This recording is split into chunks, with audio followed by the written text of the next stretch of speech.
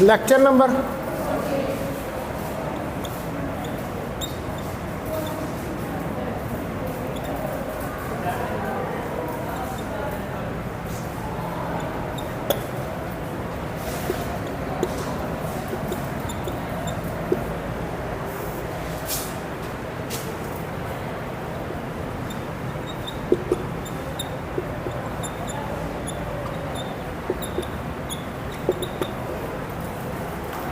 कल जो है मैंने आपको जो रूबी लेज़र थी उसकी कंस्ट्रक्शन बताई थी। आज हमने जो है वो रूबी लेज़र की जो वर्किंग है उसको डिस्कस करना है। तो रूबी जो लेज़र जो है इसको ग्रोन किया जाता है सिंथेटिकली, ठीक है, किसकी मदद से? Aluminium oxide. It is grown with the help of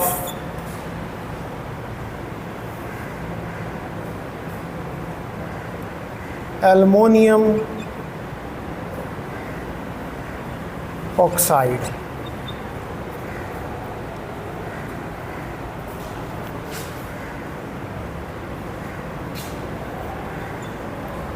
ठीक है, एल्युमिनियम ऑक्साइड की मदद से इसको ग्रो किया जाता है और इसका फार्मूला आता है Al2O3 और इसको डोप किया जाता है with chromium ions, doped with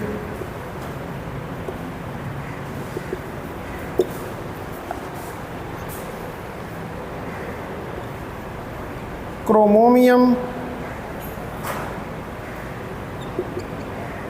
ions, यानी कि क्रोमियम आयंस की इसमें डोपिंग की जाती है, जो कि हमारे पास होते हैं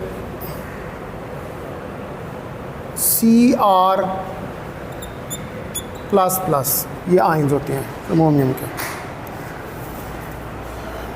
और इनकी कंसंट्रेशन जो है वो होती है 0.55% की ऑफ concentration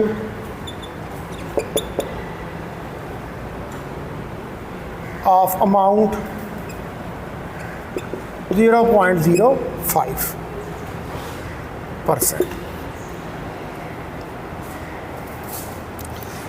बहरहाल ये जो कंसंट्रेशन है इन क्रोमोनियम आयन की, इनको आप वेरी कर सकते हैं और ये डिपेंड करता है यूज़ ऑफ लेज़र बीम पे, यानी कि आपको किस तरह की लेज़र बीम चाहिए, ज़्यादा इंटेंस चाहिए, कम इंटेंस चाहिए, किस तरह की बीम चाहिए, उसके मुताबिक आप इसकी कंसंट्रेशन जो है इन क्रोमोमियम आयंस की उसको चेंज कर सकते हैं। ठीक है, तो जो आपके पास लाइट अपीयर्स होती है, लाइट वो पिंक या रेड कलर में होती है और वो डिपेंड करती है on the concentration of chromium ions.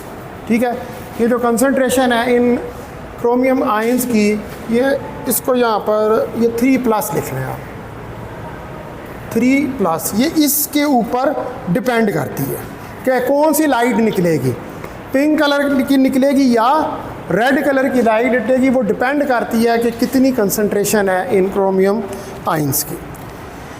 अब जो रूबी लेज़र है ये बेसिकली ये 3 लेवल लेज़र सिस्टम होता है। ठीक है, Ruby laser is a 3 level laser system. ये एक 3 लेवल का लेज़र सिस्टम होता है।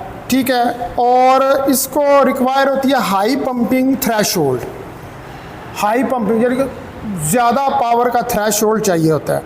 तो जो एनर्जी लेवल है आपके पास क्रोमोमियम का, ये जो Cr3 है, इसके लिए हम फिगर जो है वो ड्रा करते हैं पहले और उसको समझते हैं कि ये 3 लेवल लेज़र जो है वो किस तरह बनती है। तो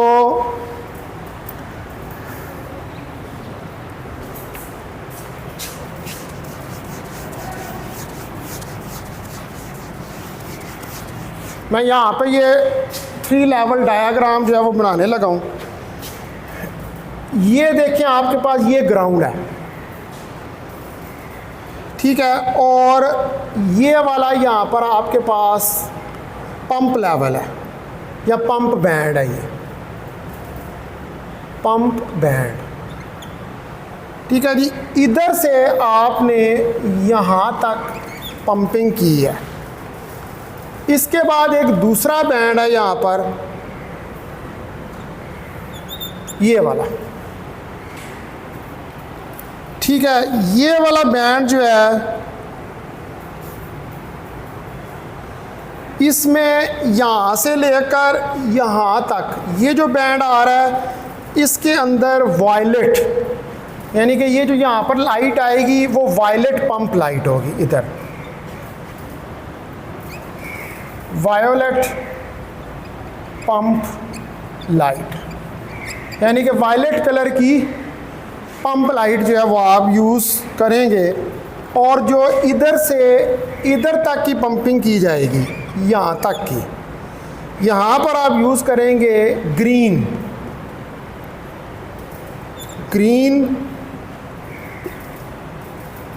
pump light.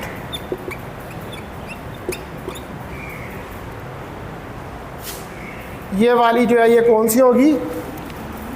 Green pump light होगी। अच्छा, ये यहाँ पर हमारे पास होगा 4F2 फ्लोरीन और ये होगा 4F1 फ्लोरीन का। उसके बाद अब आप देखें कि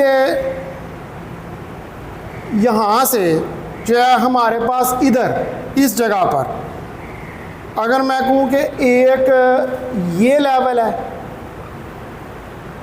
ठीक है, और इसके नीचे एक ये लेवल है, ठीक है, ये दो लेवल बन गए।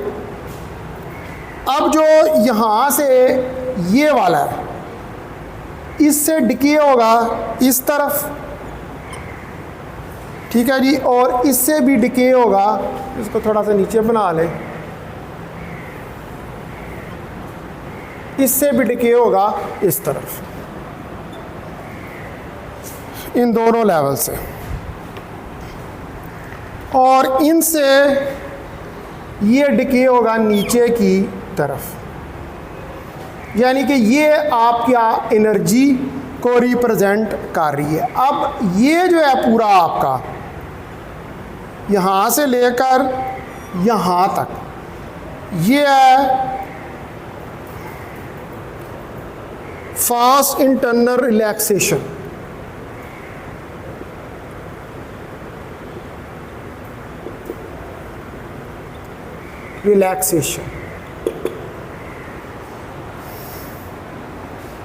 और ये वाला जो है ये अपर बैंड लेवल है, ठीक है जी, और इससे निचला जो है ये लोअर बैंड लेवल है। तो इसको आप कह लें कि ये अपर बैंड लेवल है और ये हमारे पास ग्राउंड लेवल है।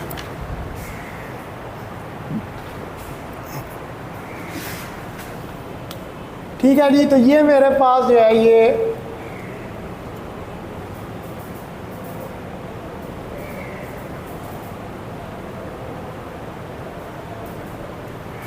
फिगर आ गई इसकी। अब यहाँ से जो वेव्स निकलेंगी, यानी कि जो लेज़र निकलेगी, वो 6940 एंगस्ट्रम वेवलेंथ की होगी। तो ये आपके पास एनर्जी लेवल डायग्राम है। The energy level diagram of Cr3+ ions in ruby laser.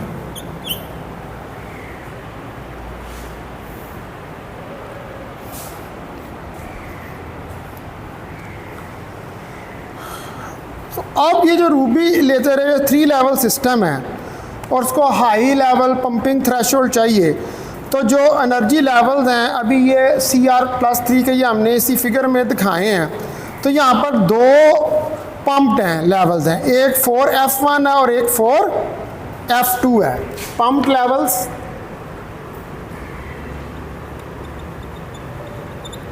एक आपके पास कौन सा है 4F2 और दूसरा 4F1,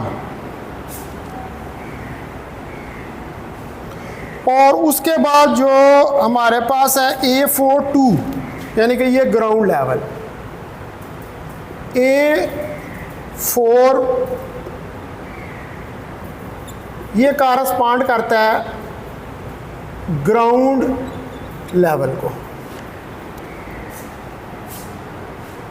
किसका CR3+ का, एल्युमिनियम ऑक्साइड के लेटेस्ट के अंदर। तो रूबी लेज़र जो है इसके पास ब्रॉड अब्जॉर्प्शन बैंड है और रिलेटिवली लॉन्ग अपर लेजिंग लेवल लाइफ टाइम है, यानी कि इसका लेजिंग का लाइफ टाइम जो है वो ज़्यादा, क्योंकि ये 3 लेवल लेज़र है, ये 4 लेवल लेज़र नहीं है। यहाँ से आएगा, यहाँ पर स्पॉन्टेनियस एमिशन होगा, उसके बाद इन लेवल्स के, इन 2 लेवल्स के दरमियान में जो ग्राउंड और अपर बैंड है उसके दरमियान में जो है वो लेजिंग उसने होना है। तो इसका रिलेटिवली जो है वो जो टाइम होता है, लाइफ टाइम, वो लॉन्ग होता है, ज़्यादा होता है। तो अब जो आपके पास रूबी लेज़र है ये ऑपरेट करती है इन पल्स्ड मोड, ठीक है। Ruby laser worked in pulsed mode. Ruby laser जो है वो पल्स्ड मोड में वर्क करती है।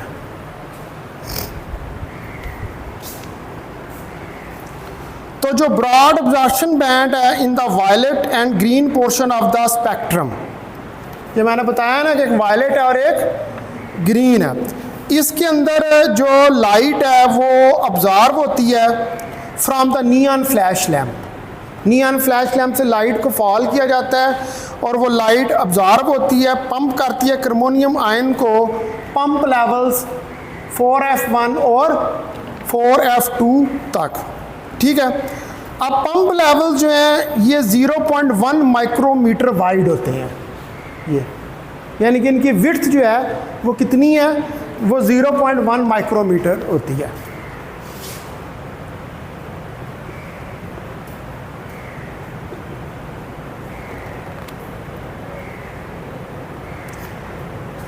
द पंप लेवल्स, तो जो पंप लेवल्स होते हैं आर 0.1 माइक्रोमीटर वाइड।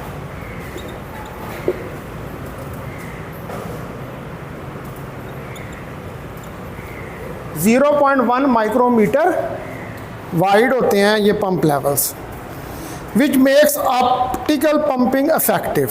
इनकी वजह से ऑप्टिकल पंपिंग इफेक्टिव हो जाती है।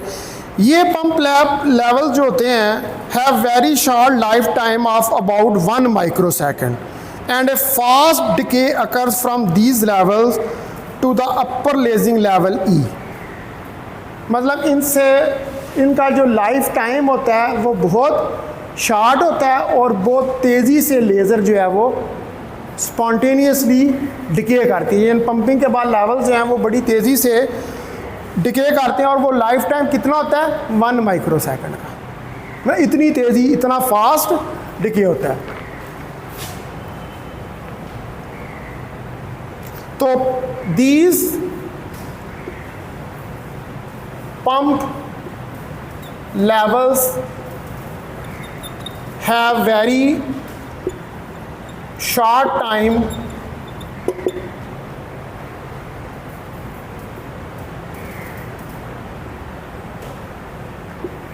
lifetime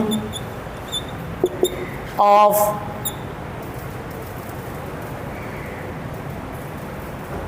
1 microsecond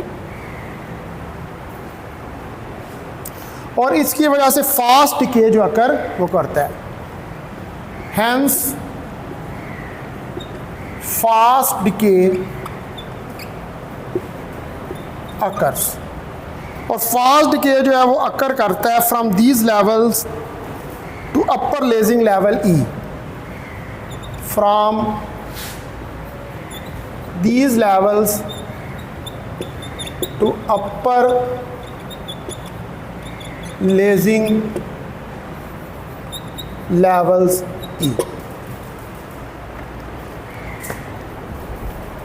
ठीक है, आपके पास लेजिंग लेवल कौन से हैं? वो ये वाले हैं ना, ये। तो इनमें बड़ी तेज़ी के साथ इसका डिके जो है वो होता है।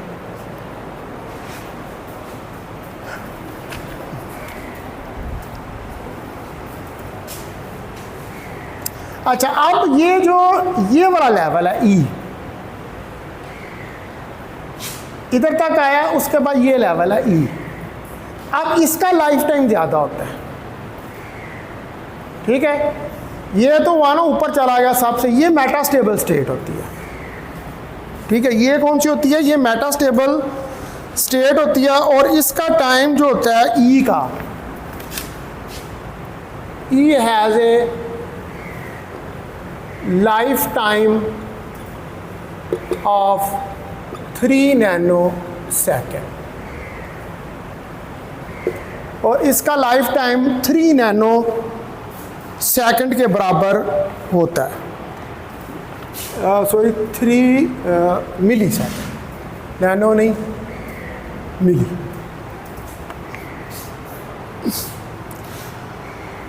अब यहाँ से जो है इस लेवल को फिर हम क्या कहते हैं? Metastable state. ठीक है, दिस लेवल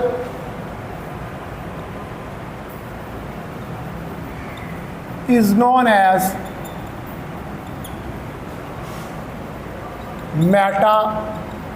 मेटास्टेबल स्टेट। तो इस लेवल को हम मेटास्टेबल स्टेट लेवल का नाम जो है वो देते हैं। तो यहाँ से जब आयन जो हैं वो डिके करते हैं टू द ग्राउंड स्टेट, तो ग्राउंड स्टेट में डिके करने के बाद फोटॉन जो है 6.940 एंगस्ट्रम का इसके अंदर से निकलता है इस प्रोसेस में।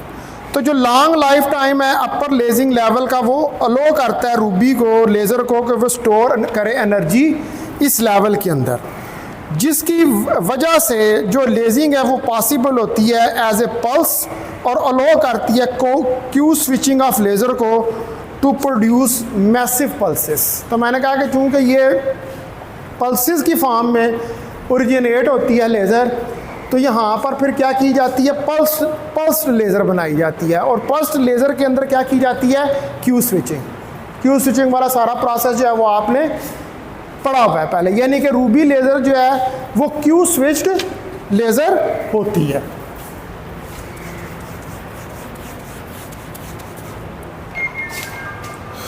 तो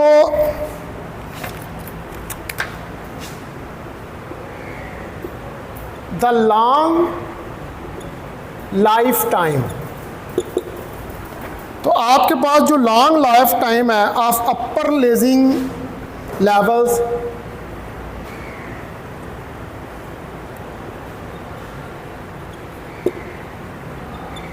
अपर लेजिंग लेवल्स के allows Ruby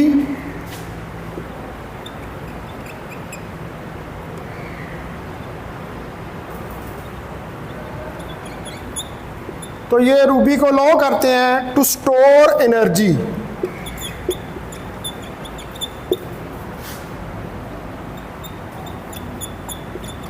in that level,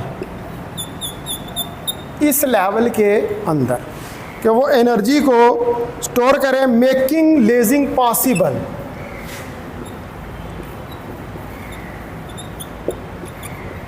making lasing possible, जिसके नतीजे में लेजिंग पॉसिबल होती है एज ए पल्स के तौर पर, एंड अलाउज और अलो करती है क्यू स्विचिंग को, Q switching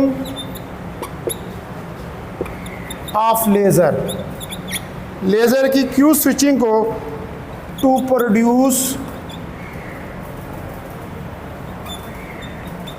massive pulses. Q switching याद है क्या होती है? क्यों जी,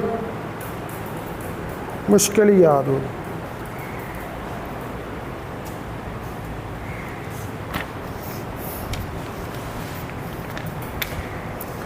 अच्छा, उसके बाद जो है इसके अंदर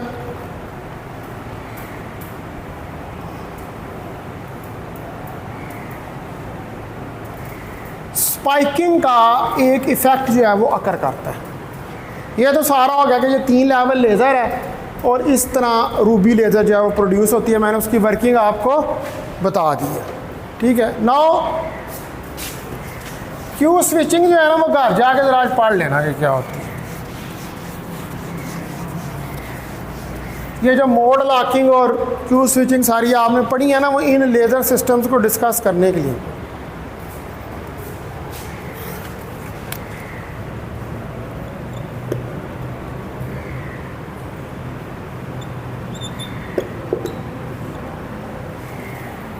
स्पाइकिंग यानी कि स्पाइक्स आना पल्सेस के अंदर।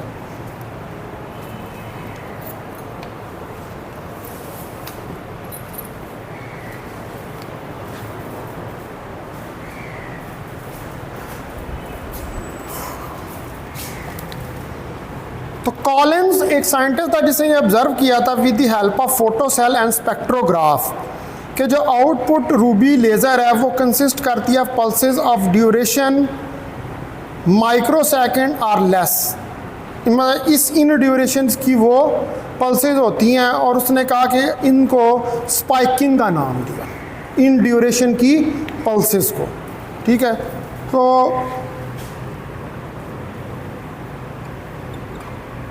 Ruby leisure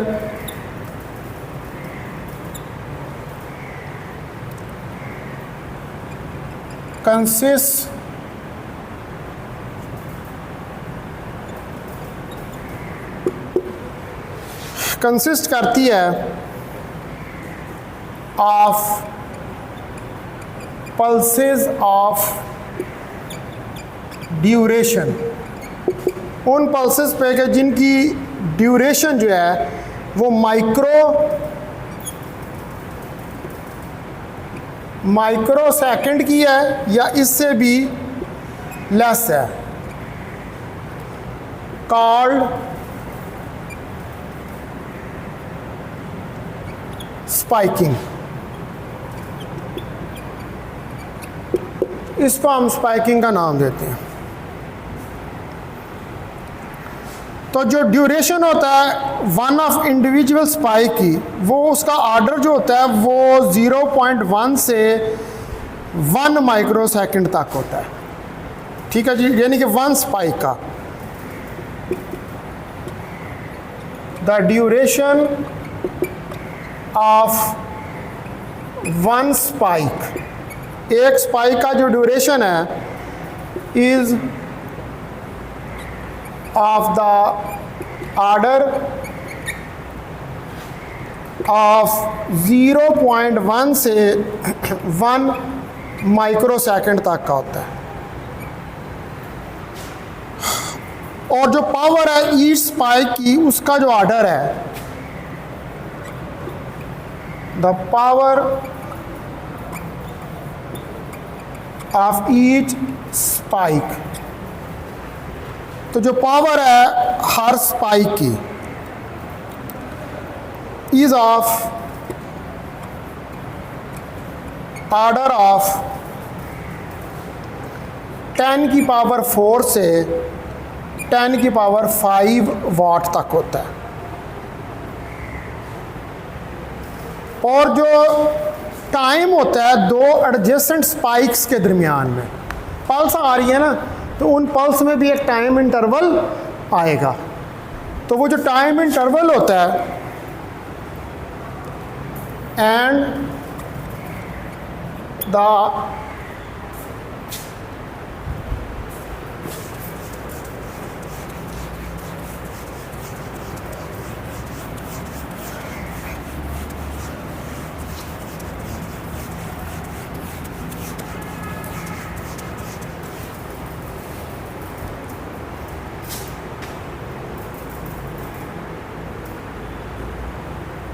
time interval,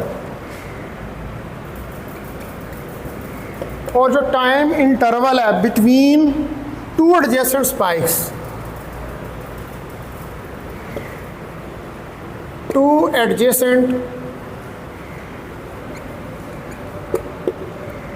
spikes, दो एडजेसेंट स्पाइक्स के दरमियान में इज अबाउट 1 से 10 माइक्रो सेकेंड तक होता है।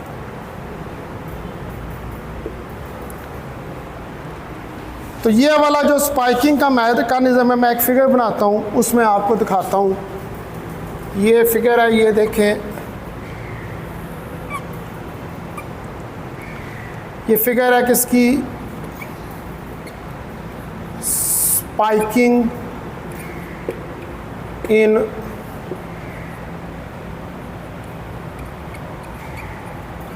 Ruby laser.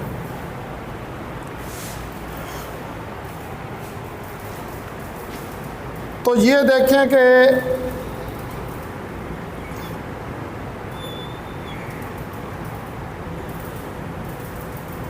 अब ये देखें इसमें ये पल्सेस आ रही हैं।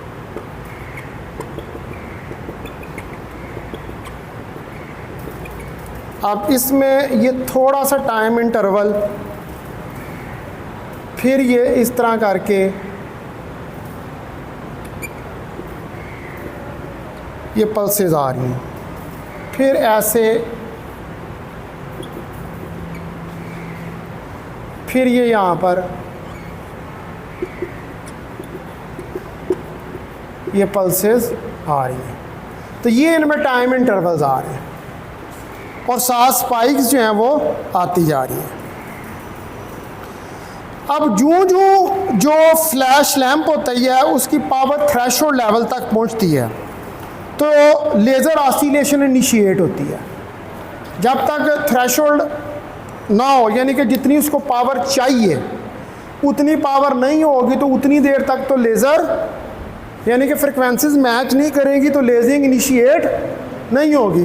जब वो थ्रेशोल्ड पावर तक पहुंचेगा तो लेज़र जो है वो इनिशिएट हो जाएगी। तो this has the effect of depleting the population of upper lasing level more sharply. अब ऊपर वाला जो लेवल है वो ज़्यादा तेज़ी से क्या करेगा, वो डिके करेगा जूं लाइट उसके ऊपर ज़्यादा फॉल करेगी, क्योंकि ज़्यादा एटम्स जो हैं वो डिके करके निचले लेवल में आना शुरू कर देंगे। ठीक है, तो लेज़र ऑसिलेशन जो हैं वो स्टॉप करती हैं for a microsecond. Within the time the flash lamp again pumps the ground state atom to upper lasing level. अब ये पूरी प्रोसेस चल रहा है, फ्लैश लैम्प ने पंपिंग करनी है तो पूरा फिर लेजिंग का प्रोसेस होगा, फिर फ्लैश लैम्प रुकेगा, कुछ देर के रुकेगा, फिर वो पंपिंग करेगा, फिर लेजिंग होगी, फिर वो पंप करेगा, फिर लेजन होगी। तो ये एक ऑसिलेटिंग प्रोसेस जो है ये जारी रहेगा जब तक आप फ्लैश लैम्प से लाइट को एक्टिव मीडियम के ऊपर शाइन करते रहेंगे, जितनी देर तक वो आप उसके ऊपर शाइन करते रहेंगे। तो लेज़र ऑसिलेशन जो है वो बार बार जूं लाइट उसके ऊपर गिरेगी वो ऑसिलेशन बार बार प्रोड्यूस होती रहेगी। तो ये प्रोसेस जो है ये अपने आप को रिपीट करता है इटसेल्फ टिल के जो फ्लैश लैंप है उसकी पावर जो है वो नहीं गिर जाती बिलो द थ्रेशोल्ड लेवल। मतलब है कि वो उसकी पावर या उसकी फ्रीक्वेंसी उस थ्रेशोल्ड लेवल से नीचे नहीं आ जाती जितनी के रूबी लेज़र को रिक्वायर्ड है, उतनी देर तक तो लेजिंग रहेगी। लेकिन जब वो उससे नीचे गिर जाएगी तो उसके बाद लेज़र एक्शन जो है वो स्टॉप हो जाएगा, यानी कि स्पाइकिंग जो है वो ख़त्म हो जाएगी। तो ये जो सीरीज़ ऑफ पल्सेस हैं जो हमें ऑब्टेन्ड होती हैं रूबी लेज़र के अंदर, इन पल्सेस को, ये जो पल्सेस हैं इनको आप नाम देते हैं स्पाइकिंग का। सीरीज़ ऑफ पल्सेस जो हैं रूबी लेज़र के अंदर वो क्या कहलाती हैं, spiking. a series of pulses are obtained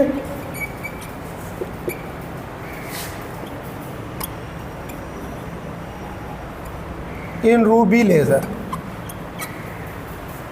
तो सीरीज ऑफ पल्सेस जो हैं वो आपको मिलती हैं रूबी लेज़र के अंदर, कॉल्ड स्पाइकिंग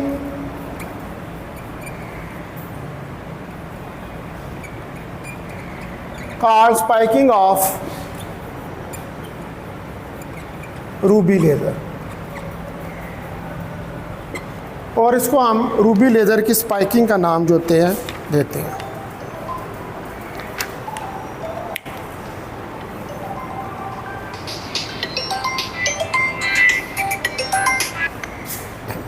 हेलो अस्सलाम वालेकुम सर। जी सर, क्या हाल है सर?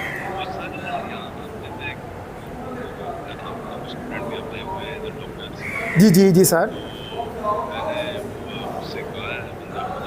अच्छा ठीक है। अच्छा ज़बरदस्त सर, बहुत शुक्रिया सर। किधर आप, किधर हैं सर इस वक्त? Hello hello.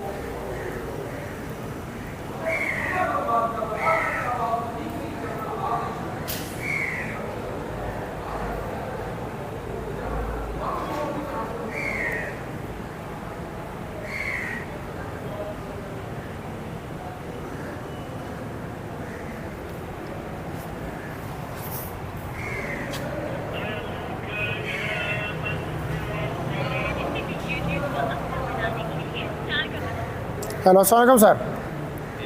अच्छा सर, वो काट रहा था व्हाट्सएप। मैं क्या सर, आप किधर हैं इस वक्त? मैं आ जाता हूँ आपके पास। आप घर हैं तो मैं बस आया 5 मिनट में आपके पास घर। जी सर, मैं बस ये क्लास पढ़ा रहा हूँ तो मैं आ रहा हूँ आपके पास सर। हाँ जी जी सर, मैं आ रहा हूँ। ओके सर, ओके आप।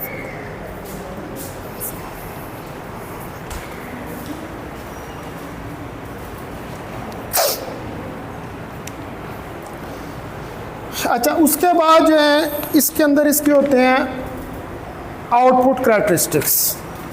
ठीक है, यानी कि जब आउटपुट के ऊपर आपको जो लेज़र मिलती है उसके क्या करैक्टरिस्टिक्स होते हैं।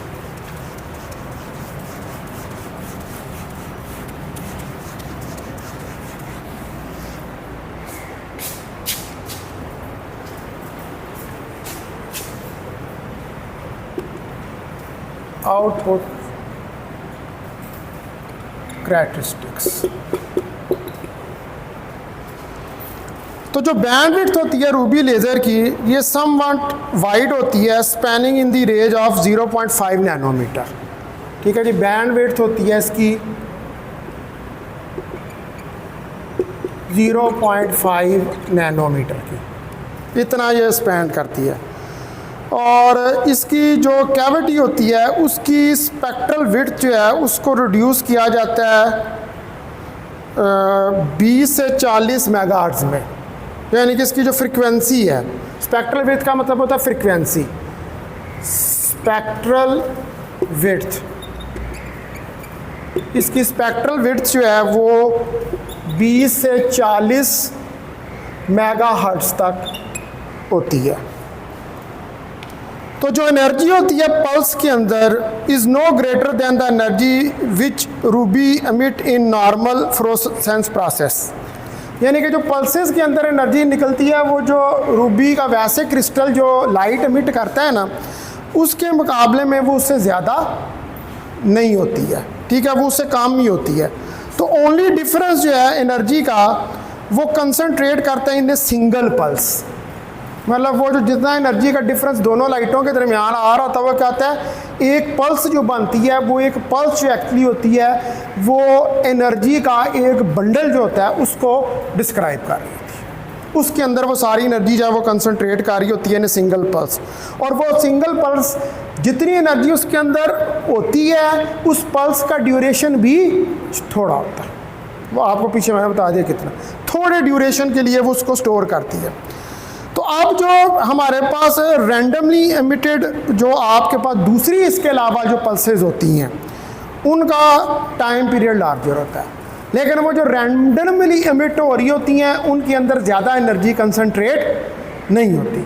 जो स्पाइक्स वाली आ रही होती हैं पल्सेस, उनके अंदर ज़्यादा एनर्जी जो है वो कंसनट्रेट होती है। लिहाजा जो इंटेंसिटी है of beam is very much greater, इसलिए रूबी लेज़र की जो इंटेंसिटी है वो काफ़ी ग्रेटर होती है।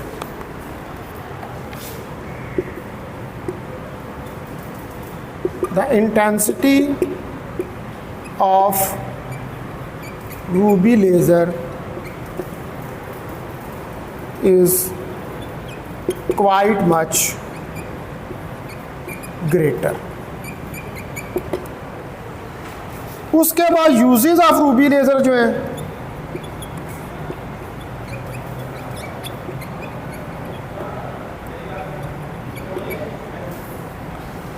उनमें रूबी लेज़र जो है इसको हम यूज़ करते हैं ऑप्टिकल होलोग्राफी में। ये होलोग्राम तो नहीं बनाते हैं होलोग्राम्स, उसके अंदर इसको हम इस्तेमाल करते हैं। Number 1 holography. इसके अलावा ये रूबी लेज़र जो है इनकी बहुत हाई पल्स एनर्जी होती है और गुड कोहेरेंस लेंथ होती है। कोहेरेंस का मतलब होता है इन फेज फोटॉन्स होते हैं।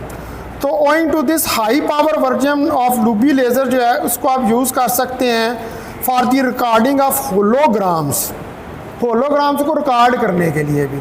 या आपने देखी होगी ना ये नई जो साइंस फिक्शन मूवीज़ होती हैं उनमें वो दिखा रहे होते हैं कि वो बंदा जो उसका होलोग्राम बन जाता है।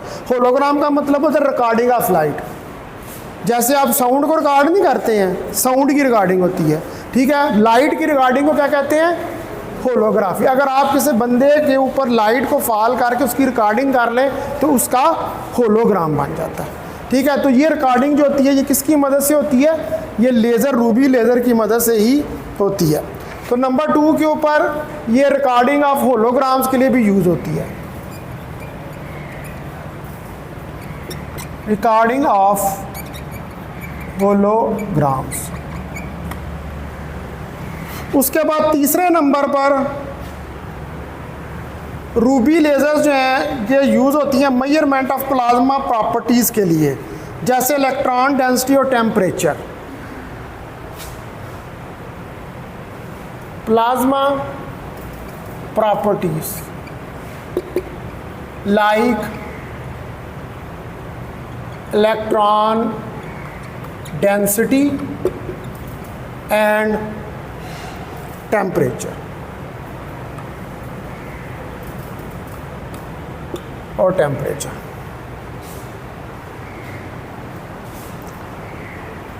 अब ये स्किन के ऊपर जो लोग टैटूज़ बनवा लेते हैं, पता है कई लोगों को बड़ा शौक होता है टैटूज़ बनवाने का, वो बॉडी के ऊपर, वो भी लेज़र, रूबी लेज़र उसके ऊपर मारे तो वो टैटूज़ जो होते हैं वो भी रिमूव हो जाते हैं।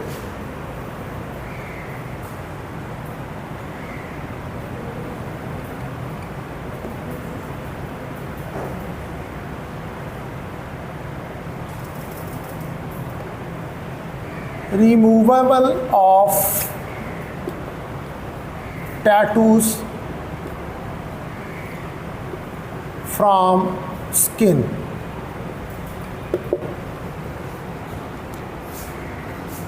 अगर टैटूज जो हैं इनको आपने स्किन से रिमूव करना है तो वहाँ पर भी आप रूबी लेज़र जो है उसको इस्तेमाल कर सकते हैं। अब मैंने आपको पूरी रूबी लेज़र जो है इसकी वर्किंग, इसकी कंस्ट्रक्शन ये सारी पढ़ा दी है। अब कल मैं नियोडियम लेज़र जो है इसको डिस्कस करूँगा। नियोडियम भी एक मटेरियल का नाम है और उससे जो लेज़र बनती है उसको हम डिस्कस करेंगे और उसकी प्रॉपर्टीज़ को करेंगे। हमने यहाँ पर इस चैप्टर के अंदर ये डिफरेंट टाइप्स की जो लेज़र्स हैं उनको डिस्कस करना, ठीक है।